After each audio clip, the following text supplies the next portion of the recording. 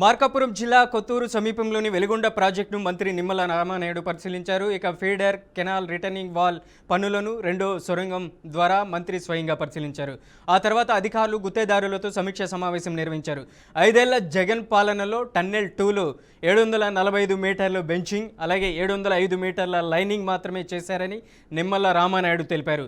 కానీ కూటమి ప్రభుత్వంలో 18 నెలల్లోనే 6579 మీటర్ల బెంచింగ్ పనులు, 3644 మీటర్ల లైనింగ్ పూర్తి చేసినట్లు మంత్రి నిమ్మల రామానాయుడు వెల్లడించారు. సంబంధించి లైనింగ్ అనేది, బెంచింగ్ అనేది చాలా చాలా అవసరం. అటువంటి లైనింగ్ పనులు చూస్తే గత ప్రభుత్వంలో పనితీరుకి ఈ ప్రభుత్వంలో పనితీరుకి నక్కకి నాగలోకానికి ఉన్నది తేడా ఉంది. గత 5 సంవత్సరాల వైఎస్ఆర్సీపీ పాలనలో లైనింగ్ చూస్తే 705 మీటర్లు చేశారు. మరి ఈరోజు ఈ 18 నెలల కాలంలోనే చూస్తే 3664 మీటర్లు చేశాం. అంటే ఏ రకంగా లక్ష్యాన్ని అందుకునే విధంగా ఈ పనులు జరుగుతున్నాయో ఈ బెంచింగ్, లైనింగ్ పనులే దీనికి ఉదాహరణ అని చెప్పి మీ ద్వారా తెలియజేసుకుంటున్నాం. మొన్న కొంతమంది వైసీపీ నాయకులు మాట్లాడుతూ ఉన్నారు, బడ్జెట్ కేటాయింపులు ఇంకా పెంచాలి, నిధులు ఎక్కువ వెలుగొండకి ఇంకా ఇవ్వాలి అని చెప్తూ ఉన్నారు. నిజంగా వాళ్ళు మరి తెలిసి మాట్లాడుతున్నారా, తెలియక మాట్లాడుతున్నారా, లేకపోతే జగన్మోహన్ రెడ్డికి విరుద్ధంగా మాట్లాడుతున్నారు? ఎందుకంటే పాపం జగన్మోహన్ రెడ్డి గారేమో ఈ ప్రాజెక్టు పూర్తయిపోయింది, ఈ ప్రాజెక్టులో పనులు లేవు, ఇది జాతికి అంకితం చేసేసానని పాపం జగన్మోహన్ రెడ్డి గారు చెప్తే, వాళ్ళ క్రింద ఉన్నటువంటి నాయకులేమో మాకు ఇంకా నిధులు కావాలి, బడ్జెట్లు ఎక్కువ పెట్టాలి, ఈ వెలుగొండకి ఇంకా పెద్ద ఎత్తున నిధులు కేటాయించాలని అంటే అర్థం మీ జగన్మోహన్ రెడ్డి పూర్తి అవ్వనటువంటి ప్రాజెక్టుని పూర్తి చేశామని ప్రకాశం జిల్లా ప్రజలను వంచాడని మరి ఇక్కడ స్థానిక నాయకులు ఒప్పుకున్నట్లేగా. టన్నెల్కి సంబంధించి వైఎస్ జగన్ వ్యాఖ్యలు శోచనీయం, హాస్యాస్పదంగా ఉన్నాయని ఏపీ పీసీసీ ముఖ్య అధికార ప్రతినిధి డాక్టర్ నర్రెడ్డి తులసిరెడ్డి అన్నారు. కడప జిల్లా వేంపల్లిలో ఆయన సమావేశం నిర్వహించారు. జగన్మోహన్ రెడ్డికి ఇప్పటికీ కూడా జ్ఞానోదయం కలగకపోవడం గర్వనీయమన్నారు. కక్ష రాజకీయాల వల్లనే గత సార్వత్రిక ఎన్నికల్లో వైసీపీ ఘోరంగా పరాజయం పాలైందని తులసిరెడ్డి విమర్శించారు. ప్రతిపక్ష నేత హోదా ఇస్తేనే శాసనసభకు పోతాను, లేకుంటే పోను అని చెప్పడం అవివేకం, అజ్ఞానం అన్నారు. ప్రతీకార రాజకీయాలు ఎలా ఉంటాయో 3 సంవత్సరాల తర్వాత చంద్రబాబు నాయుడు గారికి తెలుస్తాయి అని నిన్న జగన్మోహన్ రెడ్డి గారు వ్యాఖ్యానించడం ఇది చాలా శోచనీయం. కక్ష రాజకీయాల వల్లే, ఇలాంటి ప్రతీకార రాజకీయాల వల్లనే గత సార్వత్రిక ఎన్నికల్లో ఆ పార్టీ ఓటమి చెందడం జరిగింది. ప్రతిపక్ష నేత హోదా ఇస్తేనే శాసనసభకు వస్తానని చెప్పడం జరిగింది. పులివెందుల అసెంబ్లీ నియోజకవర్గ ప్రజలు జగన్మోహన్ రెడ్డిని దేనికోసం ఎన్నుకున్నారు? ఎమ్మెల్యేగా, ప్రతిపక్ష నేతగా కాదు, ఎమ్మెల్యేగా ఎన్నుకున్నారు. శాసనసభకు పోయి సమస్యల మీద మాట్లాడాలి. చేయాల్సిన పని చేయకుండా నాకు ప్రతిపక్ష నేత హోదా ఇస్తేనే పోతాను చెప్పడం అనేది విడ్డూరం. మిగతా 10 మందికి ఏమైంది? వాళ్ళని పంపించవచ్చు కదా, మరి వాళ్ళు ఎందుకు పంపిలే? కాబట్టి ఇప్పటికైనా జగన్మోహన్ రెడ్డి పునరాలోచించాల్సిన అవసరం ఉంది. ఈ యొక్క అసెంబ్లీకి పోయేదాని మీద, అదేవిధంగా ఈ కక్ష రాజకీయాల మీద. లేకుంటే అది సెల్ఫ్ గోలే, ఆ పార్టీకి నష్టం, అతనికి నష్టం.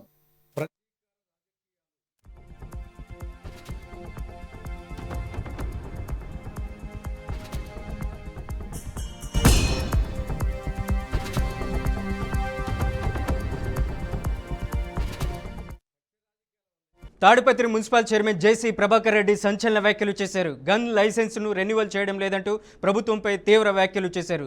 తన గన్ లైసెన్స్ రెన్యువల్ కోసం హోంమంత్రి అనితకు 8 సార్లు లేఖలు రాసినప్పటికీ ఎలాంటి స్పందన లేదని జేసీ ఆవేదన వ్యక్తం చేశారు. కనీసం తమ పార్టీకి చెందిన ఎమ్మెల్యే జేసీ అస్మిత్ రెడ్డి గన్ లైసెన్స్ కూడా రెన్యువల్ చేయకపోవడం ఆశ్చర్యంగా ఉందన్నారు. ప్రభుత్వంలో ఉన్న ఎమ్మెల్యే గన్ లైసెన్స్ని రెన్యువల్ చేయకపోవడం ఎమ్మెల్యేకే అవమానమని వ్యాఖ్యానించారు.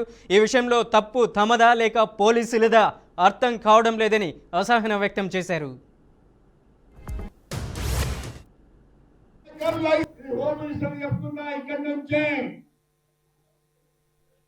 మీకు 20 సార్లు లెటర్ రాసిన, it's insult for me, not to my government,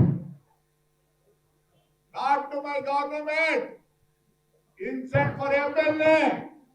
for not renewing a gun license of MLA. I'm sorry.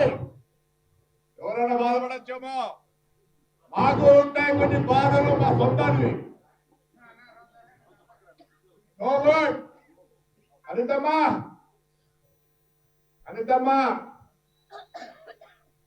మరి నాది తప్పు, నీది తప్పు, పోలీసులు తప్పు నాకు తెలియదు. But it is an insult for MLA. అంటే వాడి సొంత గన్ లైసెన్స్ రెన్యూ చేసుకునే పరిస్థితి నాకేం బాధ కాదు. నా పరిస్థితి ఏంటంటే, ఆ కార్యకర్త పరిస్థితి ఏంటి?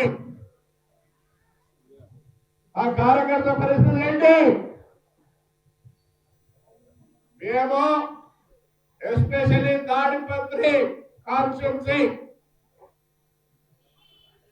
5 ఏళ్ళు ప్రతి ఒక్కరు పార్టీ కోసం కష్టపడ్డారు, జైళ్లకు పోయినా కానీ బాధ లేదు. నేను ఎప్పుడొకటే చెప్తాను, నేను తెలుగుదేశం కోసం కష్టపడ్డానో లేదు, కానీ నా కాన్స్టిట్యున్సీ ప్రజల కోసం నేను కష్టపడ్డా. ఇది హోమ్ మినిస్టర్ చెప్తున్నా ఇక్కడి నుంచి. మీకు 20 సార్లు లెటర్ రాసినా. అయితే తమ పరిస్థితి ఇలాగే ఉంటే కార్యకర్తల పరిస్థితి ఏమిటని జేసీ ప్రభాకర్ రెడ్డి ప్రశ్నించారు. గత 5 ఏళ్లలో తాడిపత్రి ప్రజల కోసం, పార్టీ కోసం ఎన్నో కష్టాలు పడ్డామని గుర్తు చేశారు. అయితే చంద్రబాబు లేదా తెలుగుదేశం పార్టీ వల్ల తనకు ఎలాంటి నష్టం జరగలేదని స్పష్టం చేశారు. అలాగే నారా లోకేష్ నాయకత్వంలో పనిచేసేందుకు తాడిపత్రి ప్రజలు సిద్ధంగా ఉన్నారని జేసీ ప్రభాకర్ రెడ్డి తెలిపారు.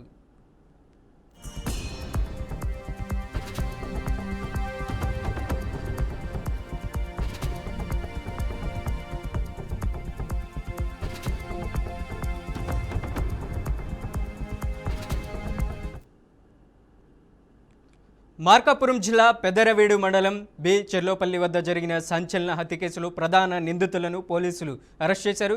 గంజాయి కేసులో జైలు నుంచి బెయిల్పై విడుదలైన రోజులాలే సీనును అతని భార్య ఝాన్సీ, బామర్ది అశోక్ కుమార్తో పాటు మరికొందరు కలిసి హత్య చేసినట్లు పోలీసులు నిర్ధారించారు. కుటుంబానికి భారంగా మారాడనే కారణంతో పథకం ప్రకారమే ఈ హత్యకు పాల్పడ్డారని డీఎస్పీ నాగరాజు తెలిపారు. సో మాకు 21వ తారీఖు సాయంత్రం 7 గంటల ప్రాంతంలో మాకు పోలీస్ కంట్రోల్ రూమ్ నుంచి నాకు ఒక ఫోన్ వచ్చింది. మీ ఏరియాలో పెద్దారవీడు దాటిన తర్వాత ఒక భార్య భర్తను చంపేసిందంట. ఆ భార్య పక్కనే వాళ్ళ తమ్ముడు కూడా ఉన్నారంట. కాబట్టి ఆ శవాన్ని మీరు ఒకసారి చెక్ చేయండి, అది నిజమా కాదా, ఆ కాల్ నిజమా కాదా అనేది మాకు రావడం జరిగింది. సో వెంటనే నేను సిఐ గారికి ఫోన్ చేశాను. ఇట్లా వాళ్లే మర్డర్ చేసి వాళ్లే శవం అక్కడ ఉందని చెప్తున్నారు, అది ఒకసారి వెరిఫై చేయమంటే పెద్దారవీడు ఎస్ఐకి కూడా నేను ఫోన్ చేశాను. సార్ నాకు కూడా ఫోన్ వచ్చింది, సో వెళ్తున్నానని ఆ స్పాట్ని ఐడెంటిఫై చేసుకోవడానికి వాళ్ళకే ఫోన్ చేసి కనుక్కోవటం జరిగింది. వాళ్ళు ఎక్కడ నేర స్థలం జరిగింది, ఏ ప్లేస్ అంటే అది అంకాలమ్మ గుడి ఉంది అని వాళ్ళే పిలిచి, మేము అంకాలమ్మ గుడి దగ్గర ఉన్నాము, నా భర్త నేను నా తమ్ముడు కలిసి చంపేశామని చెప్పడం జరిగింది. ఎస్ఐ గారు వెంటనే ఈ విధంగా జరిగిందనగానే ఇన్స్పెక్టర్ గారిని ఈ కేసులో దర్యాప్తుకి నేను ఆదేశించడం జరిగింది. ఇవే బులెటిన్ విశేషాలు. మరిన్ని న్యూస్ అప్డేట్స్ కోసం చూస్తూనే ఉండండి బీఆర్కే న్యూస్.